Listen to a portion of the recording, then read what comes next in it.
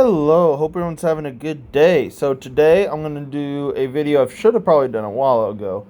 And I don't think I've done before, is Joe Kovacs. Um, so if you guys don't know who Joe Kovacs is, look him up. I don't know how you'd be in this sport and not know who Joe Kovacs is. He's the second furthest shot putter of all time with this throw, 23-23. And one of, if not the most, the clutchest shot putter to ever live. He is, second best shot putter ever, at least in my opinion. I don't know who else you could really argue as the second best. And just, one of the most insane competitors, longevity wise, has been throwing deep 22-meter throws for, a decade and a half. I think he turned pro in 2013 or 14. Won his first Worlds in 2015, and has just been, had some of the steepest competition ever. Got to face a prime Tom Walsh, Kovacs. Stroll is kind of diminishing at that point. Had the tail end of Reese Hoffa and Cantwell. And, coming up with all the new people now, like Geist, Pippery, all them. And, it's just an overall just beast. Also, probably the strongest shot putter to ever live. There are videos of him, doing 700 plus pounds for squat for 10 reps. Just easy, for speed. There's videos of him, 700-pound bench pressing, for speed as well. There are videos of him, doing, I think, 845 pounds or something for 4 reps for squat. And he's going, all the way down. It's insane. His level of strength. And to go with the fact that he's well over 300 pounds. And he's probably arguably the fastest shot putter ever. Just shows you the testament to how athletic he is. And he's only 5'10",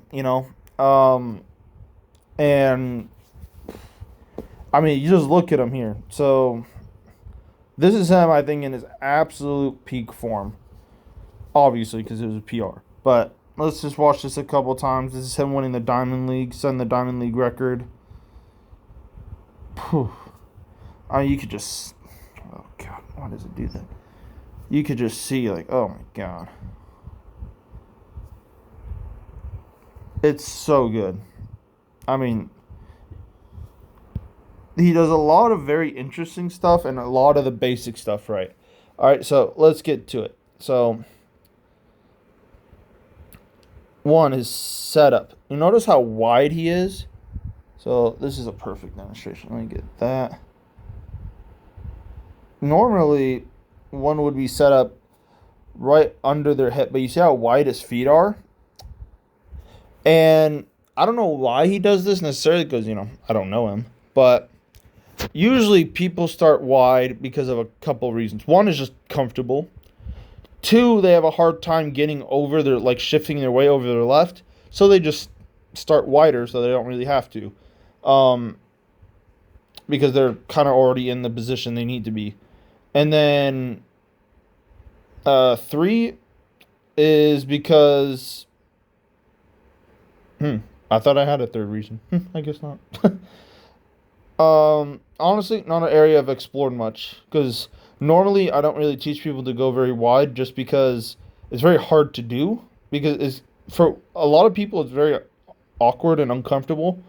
But, you get someone like Urinde or someone like that who just got a medal in shot put and discus at Europeans this past year. I think just a couple of days ago. She starts super wide. And normally you see women start a lot wider, one because they have wider hips. So it's just a little more comfortable for them. You tend to see, taller taller men start really wide, like a Krauser, or a Fabry or something. But you don't really see that many, I wouldn't say short. Well, I guess for elite shot putters, Kovacs would be considered on the shorter side. But yeah, like you don't really see that much. Like Reese Hoffa famously starts super narrow. Of course, that's a little extreme. I'm not even saying Kovacs is that wide. Like he's not like insanely wide or anything, but he is like just enough as noticeable. And what that does, like I said, is it does a couple of things. So one, really really nice wind. Does not wind all the way. Right there. So he doesn't turn his torso all the way. I think that leads to a lot more consistency, especially in shot put. You don't really need to wind that far. He still winds his left foot super far that way, but he keeps his upper body pretty neutral. All right, and then he unwinds. If you notice, he kind of just sits back. And you notice, because he starts wide, he doesn't have to shift over his left like you don't really see him like actually shift his weight that way. He kind of just sits and turns. And you could do that if you start really wide. Again, I say that not to say that everyone should just start wide, because it's hard. It's very hard to do. And, not everyone's athletic specimen like Joe Kovacs here. And even for athletic specimens, like he is on another level. Turner Washington, I just remember, did this too. This kind of start. I think he was even wider, honestly. But I think Turner Washington's also like 6'4", like 6'6", so way taller. But he also started super wide as well. And they kind of do a lot of similar stuff. But if you notice, still, armpit over left knee, kind of. I mean, he could have reached a little bit more, but because he's so wide, he already has a super long radius, so he doesn't need to reach any longer. And if you notice, look at that active left foot. So I tend to see this quite a bit out the back with a lot of people. They just kind of just like turn to here and then just stop turning their left and let their sweep take them around. That's a bad thing. That one slows you down. Two, disengages your hips in the throw. And then three, it just makes you super off balance and you tend to fall into the middle as well. What you want to do, and you see it with him, he is actively just turning that left foot all the way until he reaches the right sector.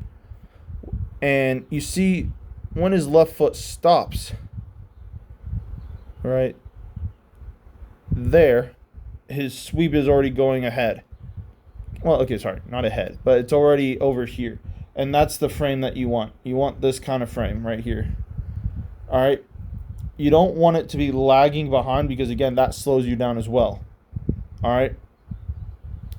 So he gets here. Look how wide his sweep is, too. And he's going to keep this left arm extremely long as well. Super, super nice. I mean, he has such a wide sweep. It's insane. And he has a great, great position here. If you notice, look how early he gets off his left foot here. He's off the ground pretty much here. So when he lands there. Look at where his left foot is. Like, that is insane. An insane position to do. And that takes so much force to do, to be able to generate that much force to, one, get off that early, and then two, have your left foot going that far past. Like, how many more frames does it take? So, let's see. He's down there. Okay. One. Look how much his left foot moved in one frame.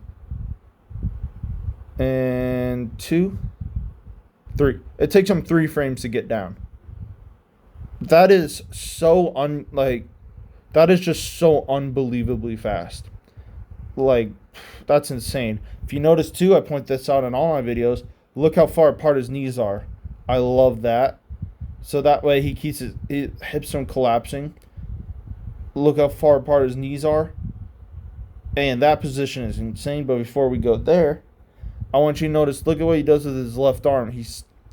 And his chest. So he stops his chest there. And that left arm stops. So you notice, like, let me go back, because I didn't really touch on his upper body.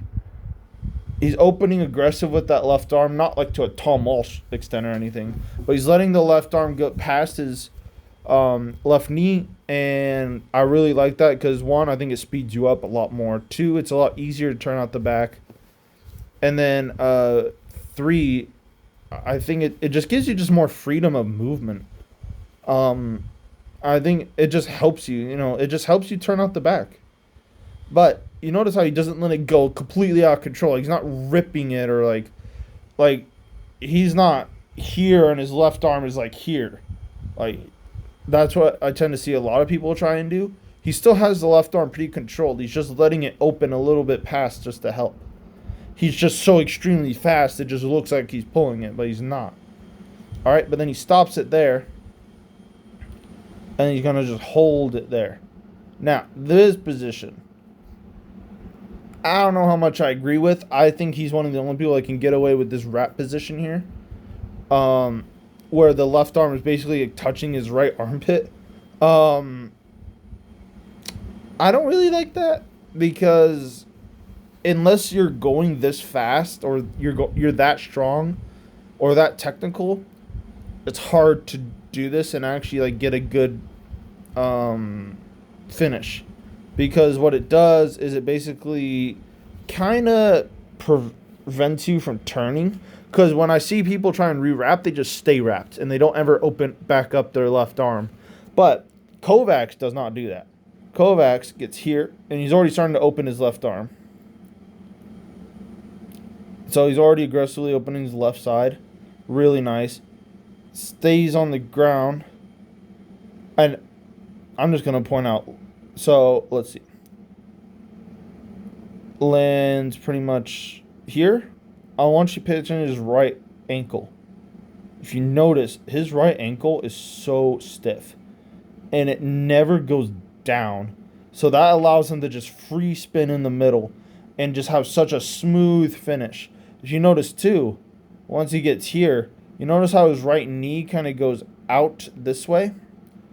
That's what you want. You want that right knee to go out. So then one, it keeps you grounded. And then two, it keeps you wide.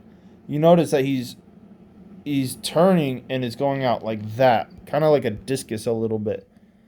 Alright? I like to think of the releaser shot put like you're going to release it like you're doing a wide grip bench. Alright? So you kind of think about it's like your elbow is like out here. It's not like tucked in or anything. And you just have a super, super wide chest. And right there. Oh, that's just gorgeous right there. All right, so he gets here, super, super nice. And he just sits on it and just turns. He's shifted his weight over his left or his block. Shot put is out of his hand there. So perfect timing here. I mean, oh, that's just beautiful. And easy reverse. In fact, you could argue he under-rotated. He actually got off the ground just a little bit early, in my opinion. Especially for him, because he usually grounded really. If you notice, his block is here. Let's see where he reverses. He didn't even get all that, really. Which is insane to say for the second furthest throw in history. But he under-rotated. Because if you look at where his block, his right foot reversed to. There. It didn't reverse into his block as well as it should have. Or could have, sorry, not should have. Well, yeah, why not? Sure, should have. So he actually probably had more, one could argue, which is just insane to think about. And, he's thrown 23 plethora of times after this and before this, so, yeah, like, again, not that much to say. I will say that people wanting to be like Joe Kovacs, that's great and all. You guys have to remember, though, like, there's a reason a lot of people, like, cannot do what Joe Kovacs does. Position-wise, I think it's great.